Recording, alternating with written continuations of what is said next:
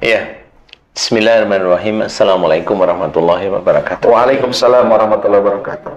Dalam kandungan itu sebenarnya sudah digoda. Bayi itu sudah digoda melalui sifat orang tuanya. Oh. Iya, sifat orang tuanya yang dia umpamanya begini nih sifat goda. Si ayah ini pengen punya anak laki nih. Dia doa umpamanya. Nah, doa khusyuk. Sebenarnya laki perempuan kan hanya Allah aja. Nah, Allah memberikan laki lah. Kemudian dia bilang, oh ini gara-gara sholat saya nih, karena sholat saya nih, anak saya laki sekarang. Nah, itu penggoda pertama kan begitu. Jadi digoda istilahnya, itu salah satu. Dan yang lain banyak. Banyak sekali nanti di dalam janin itu nanti banyak. Nah, itu sudah mulai sifat-sifat ayahnya yang dia meyakini, yang sebenarnya bisa jadi larang oleh Allah Ta'ala karena kesombongan. Di situ muncul bahwa sombongnya pada saat dia itu berdoa itu muncul. Sehingga nanti akan berdampak salah satu anaknya itu insya Allah punya sifat sombong atau lebih sombong daripada sifat ayahnya tadi atau sifat ibunya tadi. Jadi sebenarnya dua-duanya antara ibu sama bapak kalau memiliki sifat itu akan turun. Pasti akan turun. Pasti akan turun di salah satu anaknya. Baik. Ya. Nah, sifat itu menurun. Nah, inilah sifat-sifat yang akhirnya si anak ini umpamanya menjadi walaupun dia sholat, dia punya sifat sombong. Apa sholatnya dia sombongkan? Contoh, umpamanya kalau dia itu bisa bangun malam sebelum subuh, udah, ayo tahajud, ayo. Tangannya memang mengingatkan, tapi hatinya itu ingin dipuji bahwa dia tahajud. Kan seperti itu. Banyak sih di grup-grup WA itu Pak Ustadz. Iya kan ya? Iya, ya saya yang nggak pernah, saya bukan nggak pernah, saya yang paling takut yang seperti itu.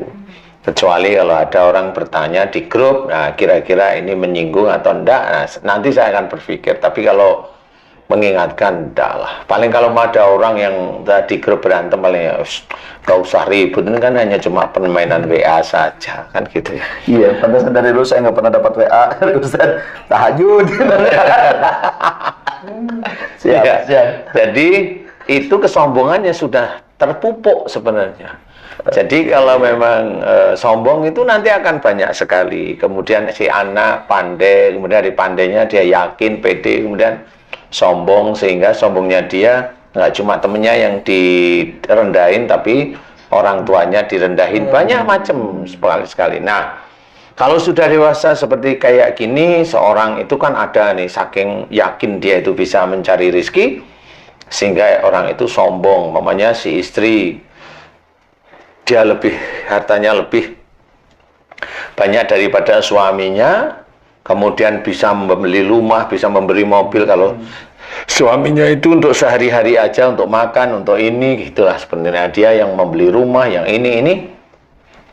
Akhirnya kan orang-orang seperti itu, ya seperti kita lah, tidak kuat untuk tidak bicara. Bahwa ini suamiku kalau nggak ada aku, nggak bisa punya apa-apa, seperti itu. Dan itu sangat sering itu terjadi. Halus itu kelihatannya. Oh iya ya, berarti wah kamu itu bisa sukses lagi, kan gitu ya. Padahal sukses itu menurut saya nggak ada sukses itu. Di dunia sukses itu hanya semu, kamuflase atau halusinasi menurut saya. Kalau orang itu cari akhirat, sukses itu nggak ada. baik. Tapi kalau orang cari dunia, sukses itu aduh di mana-mana materi. Oh ya, biasanya dia 1 bulan itu gajinya itu umpamanya 3 juta, 4 juta. Kemudian dia pada waktu itu seminggu itu dapat 5 juta atau 10 juta. Wah, itu kalau cerita kemana-mana sudah itu sukses itu. Nah, itu kalau sukses hitungannya materi. Nah, seseorang siapapun dia muslim atau tidak muslim, kalau kesombongan seperti itu muncul, ya, kesombongan pada saat dia itu sering membantu suami, kesombongan si suami ini bisa menolong orang tuanya. Saya ini kalau orang tua saya itu nggak punya apa-apa, tapi atas izin Allah Ta'ala saya memberangkatkan haji. Kalimat memberangkatkan haji ini sebenarnya baik. Tapi dia di hatinya itu pingin dipuji. Keren. Iya, dia pingin dipuji setelah memberangkatkan haji itu nanti 11 bulan.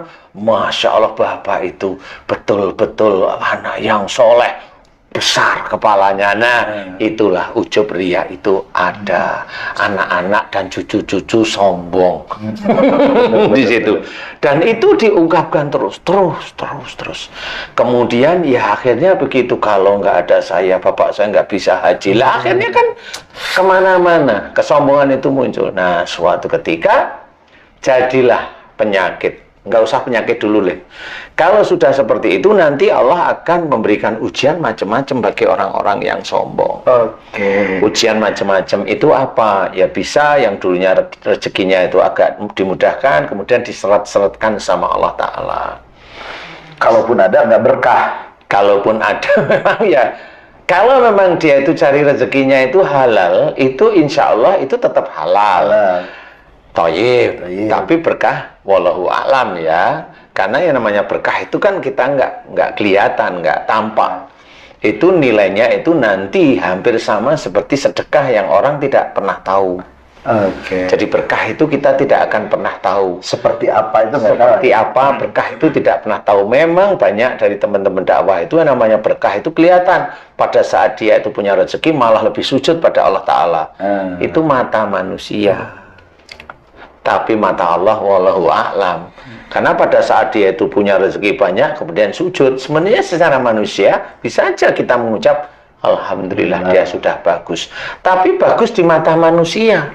Sehari-hari wallahu a'lam.